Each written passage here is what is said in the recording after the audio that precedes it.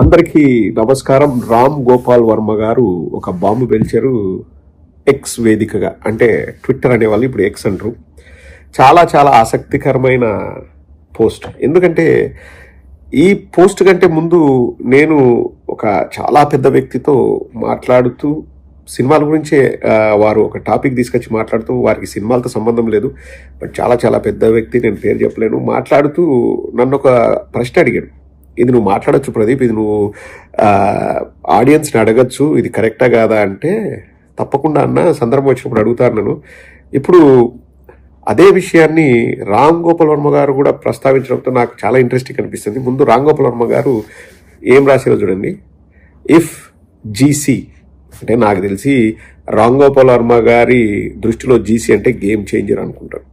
వారు ఎక్కడ game changer అని చెప్పలేదు, జీసీ అని రాశారు కాబట్టి గేమ్ చేంజర్ అనుకుంటాను. అంటే నేను తర్వాత రామ్ గోపాల్ వర్మ గారికి పర్సనల్గా మెసేజ్ పెట్టి కూడా మాట్లాడుకున్నాము. ఏంటి నీకు జీసీ అంటే ఏంటో తెలియదా అన్నాడు రామ్ గోపాల్ వర్మ గారు. నేను ఏం ఆన్సర్ చెప్పాను అన్నది అది అప్రస్తుతము. నేను అనుకోవడం జీసీ అంటే గేమ్ చేంజర్ అని. If GC costed some 450 crores, జీసీకి 450 కోట్లు ఖర్చు అయింటే RRR in its extraordinary never before seen visual appeal should have costed 4,500 crores. ఆర్ఆర్ఆర్కి 4,500 కోట్లు ఖర్చు కావాల్సింది. ఏది ఆ గ్రాఫిక్స్కి, వాటికి వీటికి, ఆ గ్రాండియర్కి, ఆ లుక్స్కి, ఆ సినిమా కోసం చేసిన ఎఫర్ట్స్కి 4,500 కోట్లు ఖర్చు కావాలి. జీసీకి 450 కోట్లు అయిందంటే, and if GC films first day collections are 186 crores on day 1 అంటే కన్ఫర్మ్ గేమ్ చేంజర్. గేమ్ చేంజర్కు మొదటి రోజు 186 కోట్లు వచ్చినాయంటే the Pushpa 2 collection should have been 1,860 crores. Pushpa 2కి 1,860 కోట్లు మొదటి రోజు కలెక్ట్ చేసినట్లు వాళ్ళు చెప్పుకోవాల్సింది. ద పాయింట్ ఈజ్ దట్, ఇది చాలా ఇంపార్టెంట్ అండి, the point is that fundamental requirement of truth is that it should sound believable. ప్రాథమిక సూత్రం ఏంటంటే, మనం ఏదైనా నిజాలు చెప్పేటప్పుడు ఆ నిజం నమ్మదగిందిగా ఉండాలి, నమ్మశక్యంగా ఉండాలి. And in the context of GC game changer విషయానికి వస్తే, ఏ లై should sound even more believable. మనం నిజం చెప్పినప్పుడే నమ్మదారా లేదా అని ఆలోచించి నమ్మదగ్గ విధంగా నిజాన్ని చెప్పుకోవాలి. ఇంకా అబద్ధం చెప్పేటప్పుడు ఇంకా ఎంతగా మనం నిజం చెప్పేలాగా ట్రై చేయాలి, నమ్మించేలాగా ట్రై చేయాలి. ఏందా ఆ నెంబర్లు, 186 కోట్లు ఫస్ట్ డే అయింది అని చెప్పేసి దిగ్గజ దర్శకుడు, ఒకప్పుడు దేశంలోనే నెంబర్ 1, బాలీవుడ్, హాలీవుడ్, టాలీవుడ్ అన్ని వుడ్లను రూల్ చేసిన రామ్ గోపాల్ వర్మ గారు అభిప్రాయపడ్డారు.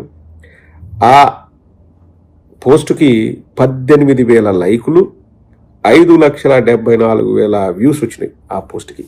నేను రిప్లై పెట్టాను, రామ్ గోపాల్ వర్మ గారికి రిప్లై పెట్టాను. ఏమని పెట్టాను? Your comments on unbelievable fake collections are unbelievably believable. మీరు నమ్మశక్యం కాని దొంగ కలెక్షన్ల గురించి మీరు రాసిన ఆ unbelievable post, it's unbelievably believable, నమ్మదగ్గ విధంగానే ఉంది రాము గారు. అంటే కొన్నిసార్లు ఆ పదాలతో పదినిసలు చేస్తే రాము గారికి కూడా ఇష్టం. అదే నాకు రిప్లైలో కూడా పెట్టారు.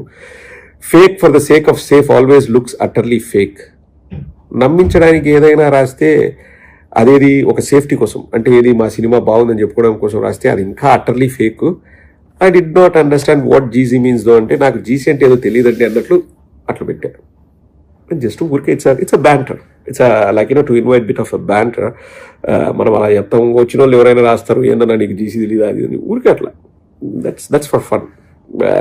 సో ఇక్కడ మెయిన్ టాపిక్ ఏంటంటే, నిన్న నాతో ఒక చాలా పెద్ద ఆయన చెప్పింది ఏంటంటే, ఇప్పుడు సినిమాలు తీసేటప్పుడు వాళ్ళకే తెలుస్తాయి ప్రదీప్, ఈ కథలో ఎంత డెప్త్ ఉంది, ఈ కథ బాగుందా, దాని మేకింగ్ ఎలా ఉంది. వాళ్ళు ఎలాగూ రషెస్ చూస్తూ ఉంటారు, first copy, second copy, third copy, final cut, what ever it is. చూసేవాళ్ళు ఆ సినిమా ఆడదు, చండాలంగా ఉంది, ఇది ఎత్తిపోద్ది అని, ఇప్పుడు ఎందుకంటే సినిమా పరిజ్ఞానం ఉన్న వాళ్ళే ఆ చుట్టూ ఉంటారు. సినిమా తీసేటప్పుడు ఓ 10 మందికి చూపించిన వాళ్ళకి తెలిసిపోద్ది ఇది బిస్కెట్ అవుద్దా, ఇది ఆడుద్దా అని. అలాంటి సినిమాలు రిలీజ్ చేయకుండా ఆపుకుంటే మేలు కదా ప్రదీప్. ఎందుకంటే జనాల్ని మోసం చేయడం కంటే ఇప్పుడు వాళ్ళకు బ్యాడ్ నేమ్, జనాలు తూ అని చూస్తున్నారు, మా డబ్బులు వేస్ట్ అని తిట్టుకుంటున్నారు.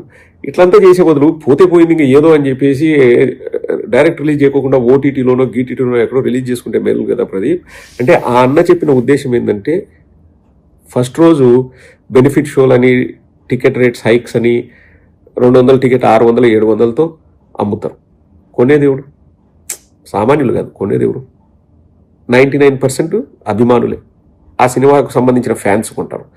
సో వాళ్ళు ఎంతో నమ్మకంగా మీకు ఫ్యాన్స్గా ఉండి మీకు ఊడిగం చేస్తుంటే వాళ్ళను మోసం చేయడమే కాకుండా వాళ్ళ చేత ఎక్కువ డబ్బులు కట్టించుకొని ఆ సినిమాను చూడమని చెప్పడం ఎంతవరకు సమంజసం ప్రదీప్ అని అడిగాడు, which is a very very valid point. అంటే రిలీజ్ చేయాలా వద్దా అన్నది కొంచెం అది కాన్ఫ్లిక్ట్, కానీ ఎందుకంటే మాకు బాగానే ఉంది మేము రిలీజ్ చేస్తాం అని వాళ్ళు అనుకోవచ్చు. బట్ 10 మందికి చూపిస్తే ఇప్పుడు అవుట్ రైట్గా గేమ్ చేంజర్ అనే సినిమాని అవుట్ రైట్గా తిరస్కరించినారు ప్రజలు. I feel sorry for them. నాకేం అది ఫెయిల్ అయినందుకు నాకేం ఆనందంగా లేదు. హిట్ అయితేనే బాగుంటుందని నేను మనస్ఫూర్తిగా అనుకుంటున్నాను. ఇప్పుడు సినిమా సంక్రాంతికి వస్తున్నాం, నేను నిన్ను చూశానండి. It's a very good movie. అంటే వెరీ గుడ్ అంటే ఆ జానర్ అలాంటిది. ఆ జానర్లో మళ్ళీ లాజిక్లు మ్యాజిక్లు ఎక్స్పెక్ట్ చేయకూడదు. Just go enjoy the movie, have fun, that's it. నాకు నచ్చింది, I like it very much. So Dil Raju, నువ్వు రెడ్డి నేను రెడ్డి, రెడ్డి కూడా చెప్తున్నా, అట్లా రెడ్డి అనుకోమని కూడా పవన్ కళ్యాణ్ చెప్పినాడు. ఇట్లాంటి తీసుకో, సేఫ్ బెట్ ఇది. ఇప్పుడు సంక్రాంతికి వస్తున్నాం అనేది safe bet. It's a win win situation. మీరు గెలిచారు, ప్రజలు గెలిచారు. అక్కడ బోత్ ఏ విధంగా చూసుకుంటే గేమ్ చేంజర్ అనేది losing, like loss for everyone. ఎందుకు అటువంటి ప్రాజెక్టులు? నువ్వు రెడ్డి నేను రెడ్డి కాబట్టి చెప్తున్నా. అసలు నిజంగా అండి, like one way it's cheating. అభిమానుల్ని చీట్ చేయడమే. సినిమా బాగలేదు పాపం, మళ్ళా వాళ్ళు ఎక్కువ రేటుకు సినిమా టికెట్ కొనడమే కాకుండా ఆ సినిమాను 2-3 రోజులు మోస్తారు పాపం. ఎంతోమంది ఇది బాగలేదంటే లేదు బాగుంది, ఆ యాంగిల్లో చూడు బాగుంది, ఈ యాంగిల్లో చూడు బాగుంది, ఎవడో చందనాలు ఎర్ర చందనాలు అమ్ముకుంటే వాడు హీరోనా, ఈ ఐఏఎస్ ఆఫీసర్ గురించి చెప్తే మీరు చూడరా? ఒరే ఇక్కడ ఎర్ర చందనము పచ్చ చందనము లేకపోతే ఐఏఎస్ ఐపీఎస్ కాదు. సినిమా అనేది స్టఫ్ ఉంటే ఆడుతుంది. ఇంకా దాంట్లో కంటెంట్ ఇట్లా అట్లా సినిమాలాగా చూడండి రా భయ్. నా వరకు నేను పుష్ప అని చెప్తున్నా కదండి, వాడు ఎర్ర చంద్రం దొంగలిస్తే నాకింది, పచ్చ చంద్రం దొంగలిస్తే నాకింది. ఆ సినిమాలో ఆ హీరో ఎంత బాగా యాక్ట్ చేశాడు, మనం ఆ 3 గంటల 2.5 గంట సేపు ఎంత ఇన్వాల్వ్ అయ్యి సినిమా చూసాము, ఎంత ఎంజాయ్ చేసాము అన్నదే ఉంటుంది. అఫ్కోర్స్ నమ్మశక్యంగాని విషయాలన్నీ చేస్తే అది మళ్ళీ కామెడీ అయిపోద్ది అనుకోండి. బట్ ఎలా మనల్ని ఆ సినిమాలో ఇన్వాల్వ్ చేస్తున్నారు వాళ్ళు అన్నది, దట్స్ అ మెయిన్ థింగ్ అండి. You get involved. హీరో ఏడిస్తే మనకు ఏడవాలనిపించాలి, హీరో ఏడిస్తే మనకు నవ్వాలనిపించాలి అనుకోండి, అది ఒక తిక్క కామెడీ అవుతుంది. హీరో బాధపడితే మనకు బాధపడాలనిపిస్తుంది, హీరో నవ్వుతే మనం నవ్వుతాం. Like that's how you get connected to a movie. ఆ సిచ్యువేషన్, ఆ డ్రామాను పండించడంలో ఉంటుంది ఏదైనా సినిమా సక్సెస్ అన్నది. చిన్న కథలతో పెద్ద హిట్లు కొట్టిన వాళ్ళు ఉన్నారు. ఇప్పుడు శంకర్ గారు తీసుకుంటే ఒకే ఒక్కడేంది, అవినీతి గురించి, జస్ట్ అవినీతి గురించి సినిమా. అవినీతిని ఎట్లా తీసేయాలి, లేకపోతే ఒకడు సామాన్యుడు ఒకరోజు ముఖ్యమంత్రి అయితే ఎట్లుంటుంది. It's very simple. భారతీయుడు కూడా అవినీతి గురించి. బట్ ఆ టేకింగ్, ఆ మేకింగ్, అది ఫస్ట్ టైం తెలిసిపోద్ది ఆ సినిమా. ఇప్పుడు ఎందుకు ఇంత అవుట్ రైట్గా గేమ్ చేంజర్కి బ్యాడ్ టాక్ వచ్చిందంటే, ట్రైలర్లోనే ఏం లేదని తెలిసిపోయింది. ట్రైలర్ అనేది చాలా చప్పగా ఉంది. ఆ ట్రైలర్ దాంట్లో వావ్ అనేది ఏం లేదు. ఇప్పుడు ట్రైలర్ అనేది నీకు అన్ని హైలైట్స్ కలిపి ట్రైలర్ లాగా రిలీజ్ చేస్తారు. ఒక 2 నిమిషాలు సినిమాలో ఉన్న ద బెస్ట్ హైలైట్స్. ఆ బెస్ట్ హైలైట్స్ చప్పగా ఉన్నప్పుడు ఇంకా నువ్వు సినిమాలో ఏం ఎక్స్పెక్ట్ చేస్తావు? So trailer is everything. అదే బాగలేదు కాబట్టి అది పోయింది. కానీ ఇది డిబేట్, చర్చకు రావాలండి.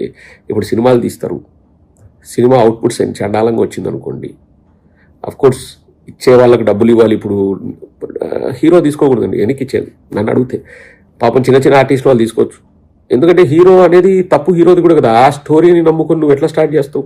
ఇప్పుడు చిన్న ఆర్టిస్టులు ఉన్నారు అనుకోండి, ఒక 5 రోజులు 10 రోజులు వాళ్ళతో ఎవరు స్టోరీ డిస్కస్ చేయరు. నీకు ఈ క్యారెక్టర్ ఉందంటే వచ్చి చేసి పెడతారు కాబట్టి వాళ్ళకి డబ్బులు ఇవ్వచ్చు. కానీ హీరో, ప్రొడ్యూసర్, డైరెక్టర్ అనే వాళ్ళు they have to bear the burden. వాళ్ళ వల్లే కదా సినిమా స్టార్ట్ అయ్యేది. సో వాళ్ళందరూ జీతాలు కట్ చేసుకోనో లేకపోతే ఏదో చేసి ఆ సినిమాను బయటికి తేకపోతేనే మర్యాదగా ఉంటుంది. ఇప్పుడు నన్ను అడిగితే గేమ్ చేంజర్ అనేది రిలీజ్ కాకపోయింటే రామ్ చరణ్కి 10 ఇంతల పేరు వచ్చింది. రిలీజ్ అయ్యి మొత్తం మటాష్ అయిపోయింది. ఇంకా దిల్ రాజు అయితే ఈ 20 ఏళ్ళలో సంపాదించుకుంది మొత్తం పోగొట్టుకున్నాడు అంటున్నారు.